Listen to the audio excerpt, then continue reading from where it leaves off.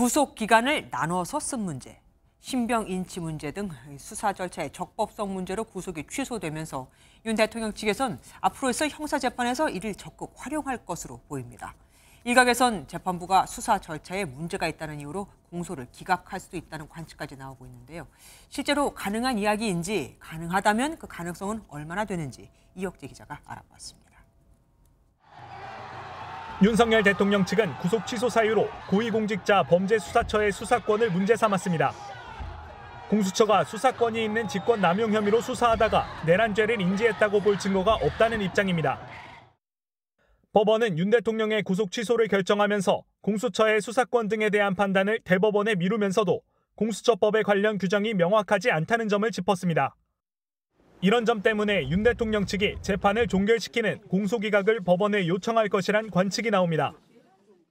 윤 대통령 측은 공소기각 요청에 대한 입장을 묻자 미리 결론을 말하기는 어렵다며 재판 절차를 통해 드러날 것이라 밝혔습니다. 하지만 검찰은 공소기각은 있을 수 없다고 반박했습니다.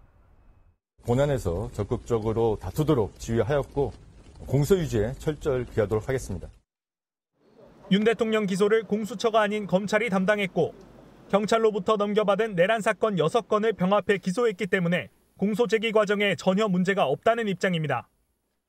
검찰은 김용현 전 국방부 장관의 구속영장을 발부받았을 때 경찰 공무원과 관련된 수사를 검찰이 할 수 있다고 법원이 인정했던 만큼 수사권 문제는 없다고 보고 있습니다. 법조계에서는 재판부가 공수처 수사를 위법하게 볼 경우 공소기각보다는 공수처가 수집한 증거에 대해 증거 능력을 박탈시키는 쪽으로 판단할 가능성이 높다는 관측이 나옵니다. 윤 대통령이 석방된 데다 절차적 쟁점에 대해 치열한 공방이 예상되는 만큼 내란죄 형사재판은 좀 더 길어질 수도 있다는 전망입니다. MBN 뉴스 이혁재입니다.